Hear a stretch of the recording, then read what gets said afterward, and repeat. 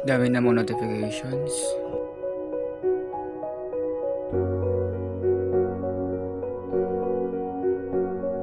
Sina Cassie at Pixie nag-away. Lo.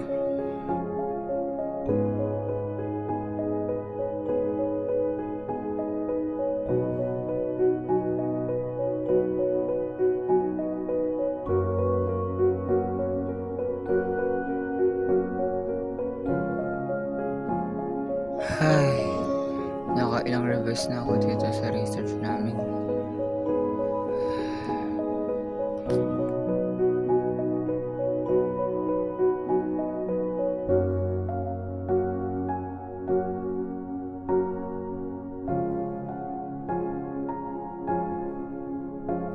Ito na naman tayo. Bubuhatin ko na naman sila.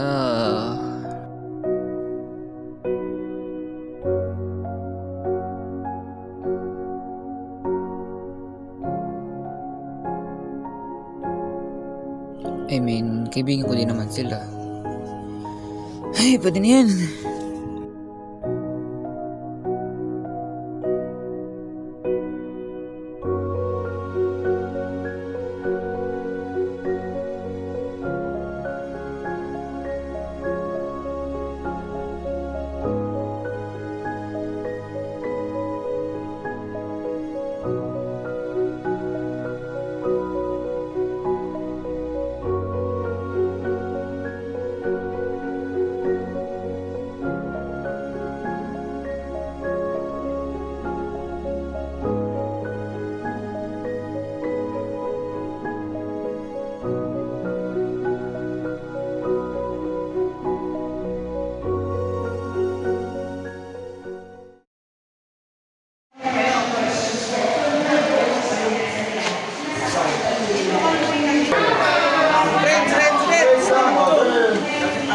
Gusto tayo sa research. Sige po natin to. May alam mong lugar. Cheers. Seryoso ba? Oo naman, seryoso ko. Eri nga, inom mo ako. Ikaw talaga nakakaano. Huwag ka ng KJ. Uminom ka na. Di ba ayaw mo namang ma-left out? Bahala ka, baka ma-left out ka dito. Hindi pwede. Dito na lang. Hindi pwede. Kaibigan sila. Kaibigan sila. Ay, hindi pwede ma-left out. Nalantro na mo. Ay, hayaan mo na.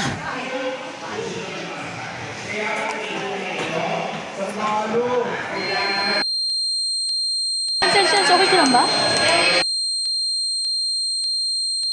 Sense!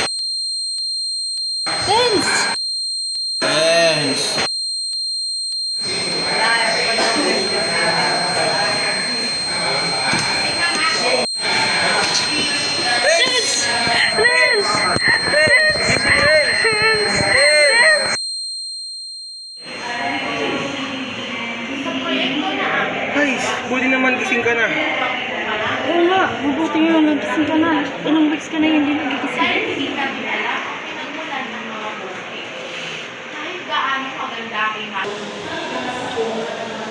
Ha? Ilang weeks? 2 weeks. 2 weeks?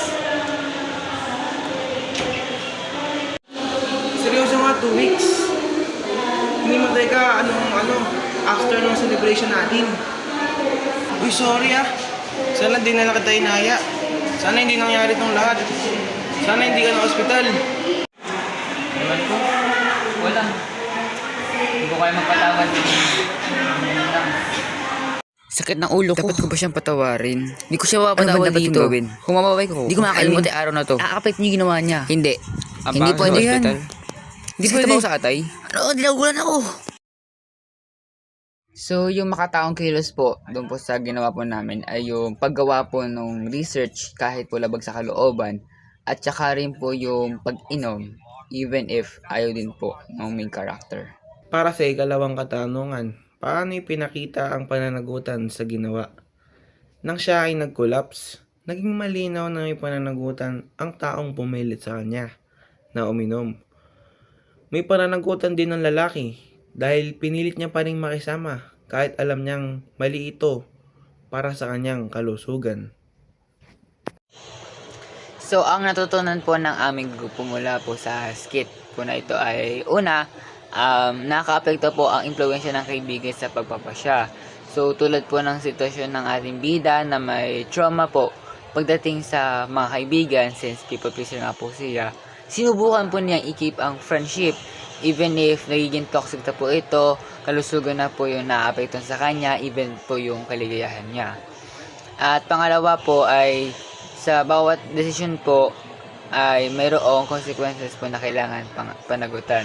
So parang butterfly effect po, habang patagal na patagal ay palala po ng palala yung magiging consequence po kung ikikip pa rin po natin yung yung toxic friendship tulad po na nangyari sa ating main character.